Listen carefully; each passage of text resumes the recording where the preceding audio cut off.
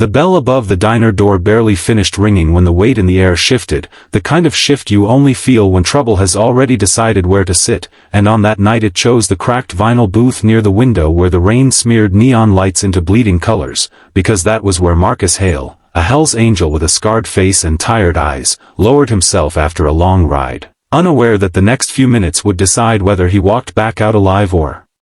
became another story whispered among bikers and waitresses who learned too late to trust their instincts. And before the story truly begins, if you believe in kindness, second chances, and quiet bravery that changes lives, take a moment right now to like this video, share it with someone who needs hope, subscribe to the channel, and tell us in the comments where you're watching from. Because stories like this connect strangers across miles, just like that rainy night connected two souls who never should have met. The waitress, Emily Carter, had worked the night shift at this roadside diner for 3 years, long enough to recognize the difference between exhaustion and danger, long enough to know when the laughter outside didn't match the smiles inside, and when Marcus walked in with his heavy leather vest soaked from the storm, she noticed the way his shoulders stayed tense even when he sat down, how his eyes kept drifting toward the glass as if expecting something to crash through it, and Emily felt a familiar knot tighten in her stomach because earlier she had seen 3 men park across the road pretending to argue over a tire while watching the door, men who didn't order food, men who kept their hands hidden, men who felt like a storm waiting for permission to break. Emily's life hadn't turned out the way she once dreamed. She had wanted college, travel, something brighter than fluorescent lights and endless coffee refills, but after her father died and her mother got sick, the diner became survival. And yet even here she had learned that small choices could carry enormous weight, that courage didn't always roar, sometimes it whispered through shaking hands and forced smiles. When she reached Marcus's table, she noticed the loose thread on the edge of his vest, the faded patch sewn on with care years ago, and an idea sparked so fast it almost scared her, because she knew if she was wrong, if she misread the danger, she could insult a man who lived by respect and consequences. But if she was right and stayed silent, she might watch blood spill onto the same floor she mopped every night.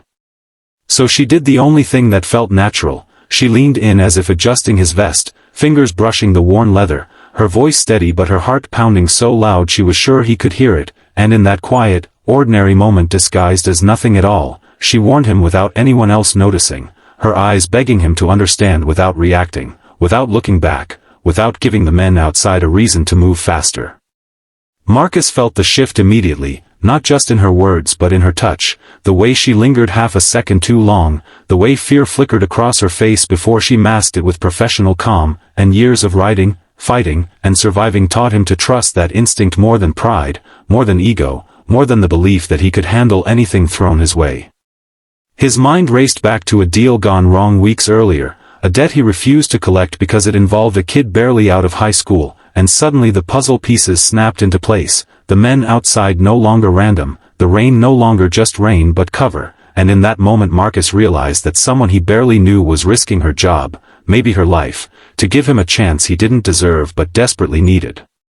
Emily walked away pretending nothing happened, refilling coffee at another table while every nerve in her body screamed to run, to hide, to rewind time and choose safety instead of bravery. But she stayed because leaving would be suspicious, because fear doesn't disappear when you face it, it just stops owning you completely.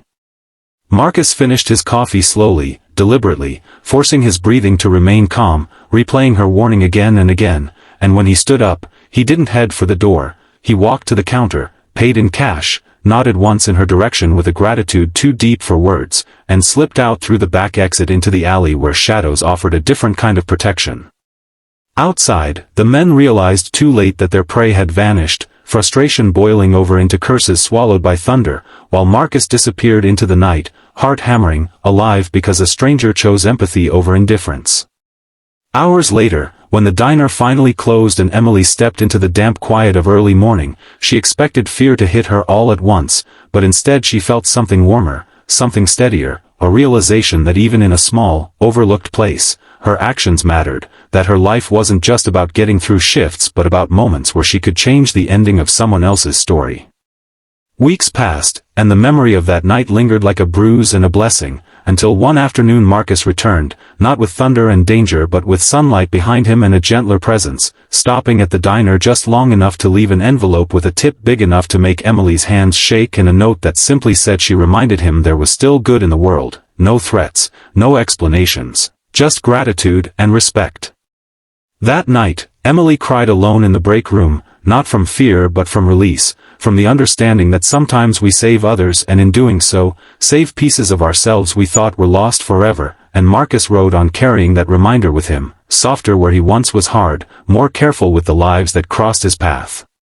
As this story comes to a close, take a second and comment below before the ending, because your voice matters here, and if this story touched your heart, if it reminded you that quiet courage can change destinies, please like the video, share it, and stay connected to this channel, because somewhere right now, someone is standing at a crossroads just like Emily did, and stories like this might give them the strength to choose kindness when it counts most.